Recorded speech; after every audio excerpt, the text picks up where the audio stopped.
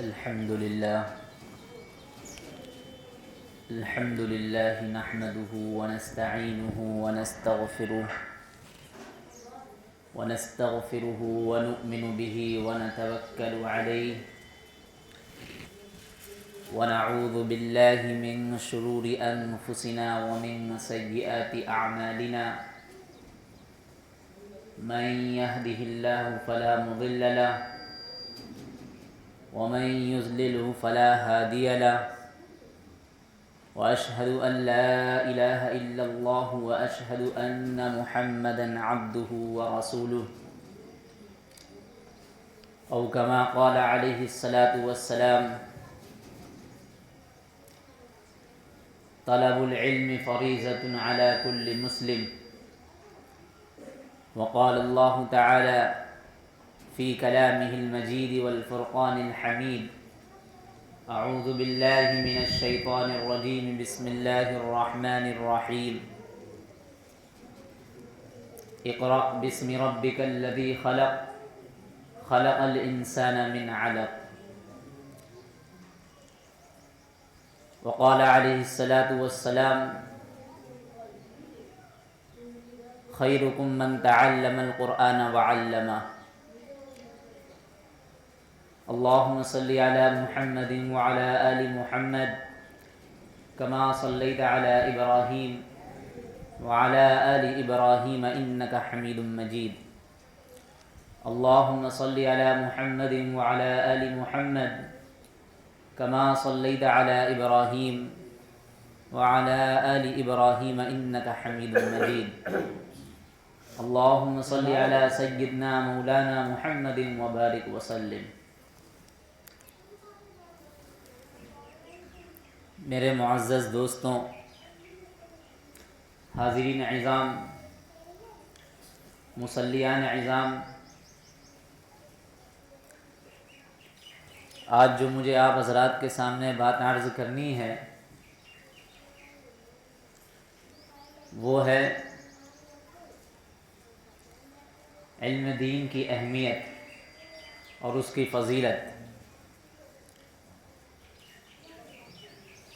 میرے معزز دوستوں، آج کل ہم جب اپنے سماج میں دیکھتے ہیں اور معاشرے میں جب ہم تجربہ کرتے ہیں کہ ایک طرف تو ہمارا معاشرہ برائیوں سے لطپت نظر آ رہا ہے اور دوسری طرف کس طرح غیروں کی سازشیں اور یورشیں چل رہی ہیں کہ سامنے نہ صحیح بلکہ ڈائریکٹ نہ صحیح انڈائریکٹ جو ہے کس طرح ان سے ان کے ایمان کا سودا کر لیا جائے، یعنی ان کو کس طرح اپنے مذہب کا پابند بنا لیا جائے. اور ہمارے معاشرے میں بیجا رسم و رسومات، خرافات، شرک و بدعات اور ایجادات، یہ تمام وہ چیزیں ہیں جن کا ہم جب لازمی نتیجہ جو نکلتا ہے، یعنی یہ کن چیزوں کی وجہ سے یہ تمام اعمال جو ہے انجام دیے جاتے ہیں، یعنی اس کا نتیجہ کیا ہے، یہ کس وجہ سے ہوتے ہیں. تو میرے عزیز ساتھیوں، جب ہم ان تمام پہلوؤں پر غور کرتے ہیں تو ہم یہاں پر آ کر کے رکتے ہیں کہ یہ تمام چیزیں اس وجہ سے ہوتی ہیں کہ ہم جو ہے علم دین سے بالکل بے پرواہ ہوتے ہیں. یعنی وہ بنیادی علم جس کا سیکھنا ہر مسلمان کے اوپر فرض ہے اور لازم ہے اور ضروری ہے، وہ ان باتوں کو جانتا ہی نہیں ہے. اگر حقیقت میں وہ ان تمام باتوں کو جانتا کہ کیا چیز اس کے لیے ناجائز ہے اور کیا چیز اس کے لیے جائز ہے، اگر وہ جانتا کہ کیا چیز اس کے حق میں صحیح ہے اور کیا چیز اس کے حق میں صحیح نہیں ہے، اگر وہ یہ جانتا کون سی چیز باطل ہے اور کون سی چیز حق ہے، تو اس طرح کے اعمال اور افعال انجام نہیں دیتا. آج جو اس طرح جو برائیوں کا سیلاب آیا ہوا ہے، اور جب ہم دیکھتے ہیں کہ بعض دفعہ تو ایک غیر مسلم جب کوئی ہمارے مذہب کے خلاف بولتا ہے یا اسلام کے خلاف کچھ باتیں کرتا ہے تو ہمیں اس کی باتوں کو برداشت نہیں ہوتا، ہمیں تحمل نہیں ہوتا، ہم اس کی باتوں کو برداشت نہیں کرنا چاہتے۔ اور حقیقت یہی ہے، ایک ایمان والے کے لیے ہونا بھی یہی چاہیے کہ ہم اس کی باتوں کو کیوں برداشت کریں گے، ہم تو بلکہ اس کا دندان شکن جواب دیں گے۔ لیکن جب انہی باتوں کو ایک مسلمان کرتا ہے، ایک مسلمان جو ہے جب دین کے خلاف باتیں کرتا ہے، شریعت کے خلاف باتیں کرتا ہے، اللہ کے رسول صلی اللہ علیہ وسلم کی جو سنت ہے اس کے خلاف جب عمل کرتا ہے، یعنی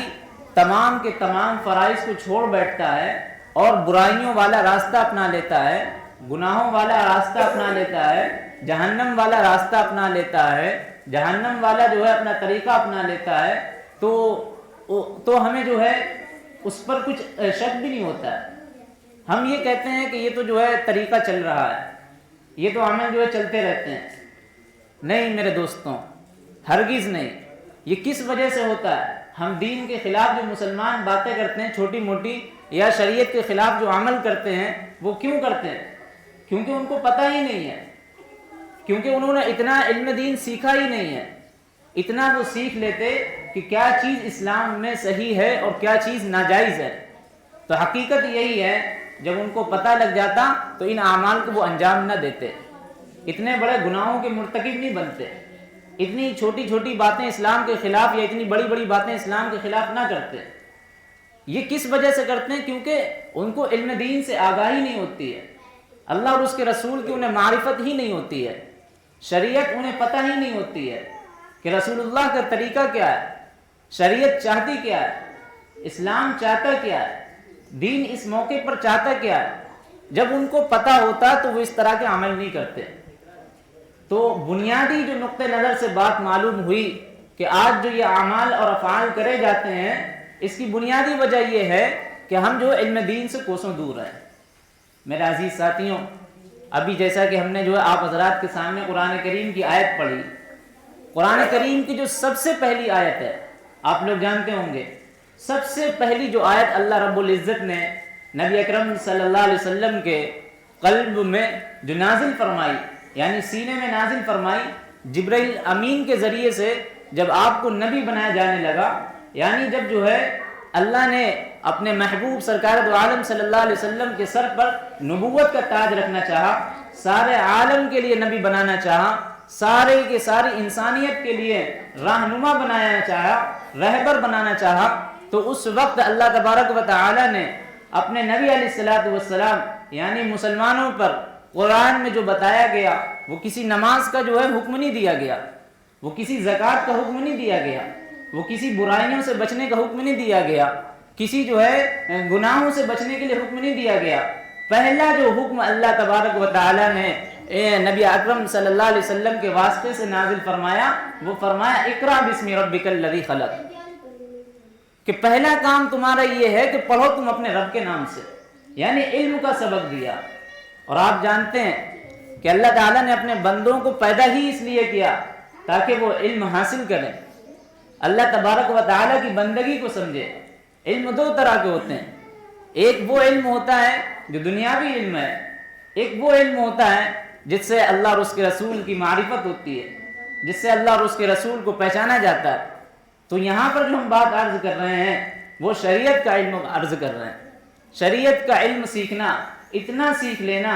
جس سے جو اسے جائز اور ناجائز کا پتہ لگ جائے، حلال اور حرام کا پتہ لگ جائے، اس کی نمازیں ٹھیک ہو جائیں اور اس کا قرآن پڑھنے کا انداز ٹھیک ہو جائے، اسے جو ہے نبی اکرم صلی اللہ علیہ وسلم کی کیا کیا ہدایات ہیں، ان موقعوں پر کیا کیا جو ہے احکامات لاگو ہوتے ہیں، نافذ ہوتے ہیں، اس کا تو اتنا علم سیکھنا علماء کہتے ہیں ہر مسلمان کے اوپر فرض ہے۔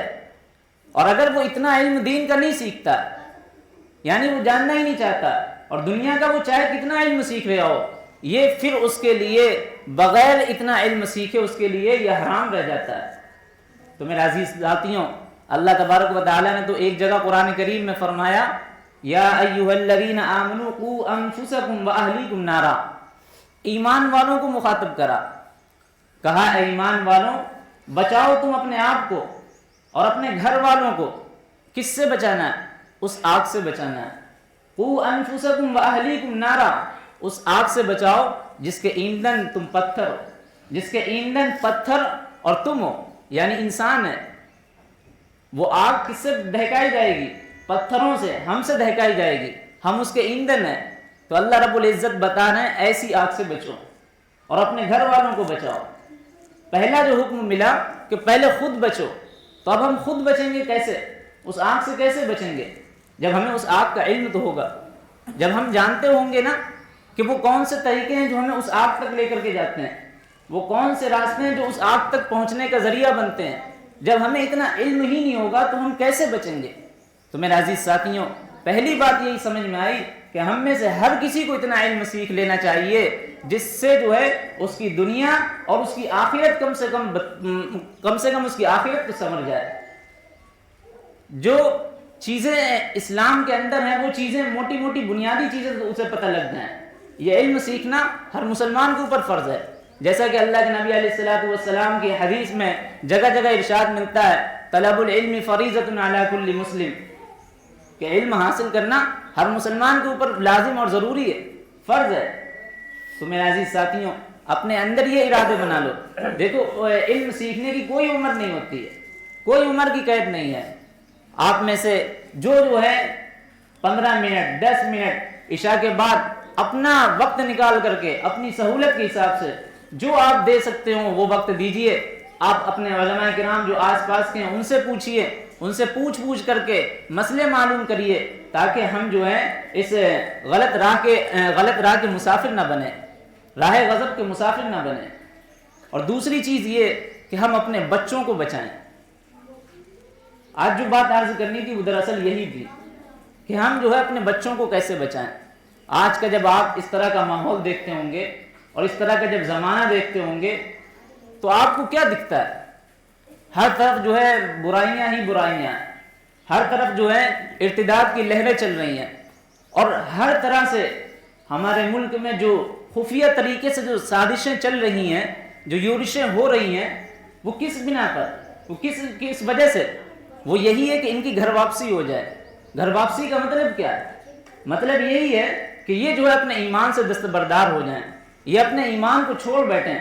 یعنی مکمل طور پر اپنے ایمان کو نہ چھوڑ بیٹھیں بلکہ کچھ چیزیں عملاً ہماری کرتے نظر آئیں، اور آج وہ اس کے لیے پوری محنت کر رہے ہیں۔ آپ اسکولوں میں جا کر کے آپ نظام دیکھ لیں ایک بار کہ اسکولوں میں کیا کیا نظام چل رہا، ہمارے بچے سے کیا کیا کروائے جا رہے ہیں، کیا کیا اعمال کروائے جا رہے ہیں۔ وہ سارے کے سارے جو ان کے مذہب کے طور طریقے ہوتے ہیں وہ اسکولوں میں، وہ چھوٹی سی جو ذہن ہوتی ہے، جس ذہن میں جو چیز بٹھا دی جائے بڑے ہو کر کے وہی اس میں جو ہے پیوند وہی چیز جو ہے اس میں جو ہے نقش کر جاتی ہے۔ آپ یہ دیکھ لیں، تو ہم کیوں نہیں سوچتے ہیں کہ ایسے حالات میں، ایسے ماحول میں ہم اپنے مکتبوں کو مضبوط کریں، ہم اپنے بچوں کو علم دین سے آراستہ کریں، بنیادی علم ان کو دیں، بنیادی علم ان کو سکھائیں۔ اس کے لیے باقاعدہ علماء نے، جو ہمارے بصیرت افروز علماء ہیں، انہوں نے اس کے لیے باقاعدہ جانا اور سمجھا۔ ہر مسجد میں انہوں نے کہہ دیا کہ اب مکتب کھولنا جو یہاں پر فرض ہے، ہر مسجد میں، پورے ہندوستان میں۔ تو میرے عزیز ساتھیوں، الحمدللہ اللہ کا فضل کرم ہے کہ یہاں پر بھی جو ہے مکتب کا قیام ہے، اثر بعد جس میں جو ہے پڑھائی لگتی ہے۔ تو ہم یہ کوشش کریں کہ ہم اپنے بچوں کو اثر بعد جو ہے مکتب میں داخل کریں، اور ہماری یہ کوشش اور ہمارے ذمہ داران کی یہ کوشش ہونی چاہیے کہ ہر مسجد کے ذمہ داروں کی یہ کوشش ہونی چاہیے کہ مسجد سے زیادہ جو ہے ہم مکتبوں کا خیال رکھیں، کیونکہ یہ فکر کرنے کی کوشش کریں مسجد کو آباد کرنے والے آگے یہ بنیں گے، مسجد کی دیکھ بھال کرنے والے آگے یہ بنیں گے۔ اس لیے جس مسجد میں مکتب نہیں ہوگا وہ مسجد ویران رہ جائے گی۔ تو اس لیے ہمارے اوپر لازم اور ضروری ہے کہ ہم اگر بھوکے رہنا پڑ جائے تو بھوکے رہ لیں۔ اگر ہم نے بچوں کو عید میں کپڑے نہیں دلائے کوئی ضرورت نہیں ہے، لیکن اگر ہم نے اپنے بچوں کو بنیادی تعلیم نہیں دی تو پھر یاد رکھو یہ ہمارے دنیا کے لیے بھی خسارہ ہے اور آخرت کے لیے بھی ہم خسارے والے ہیں۔ تو میرے عزیز ساتھیوں، مکتبوں میں اپنے بچوں کو لے کر کے آئیں۔ آپ وہاں پر 4 گھنٹے اسکولوں میں وقت دے رہے ہیں، تو ہمارے پاس کیا اتنا وقت نہیں ہوتا ہے کہ ہم 1-1.5 گھنٹہ مکتب میں بھی داخل کریں؟ یہ چھوٹی عمر ہوتی ہے، یہاں پر اگر ہم نے بچوں کو سکھا دیا دعا کا طریقہ یہ یعنی کھانے کا طریقہ یہ ہے یا کپڑے پہننے کا طریقہ یہ ہے، قرآن اس طرح پڑھا جاتا ہے، قرآن کی یہ ادائیگی ہے، تو خدا کی قسم یہ بڑے ہو کر کے اسی طرح عمل کرنے والے بنیں گے۔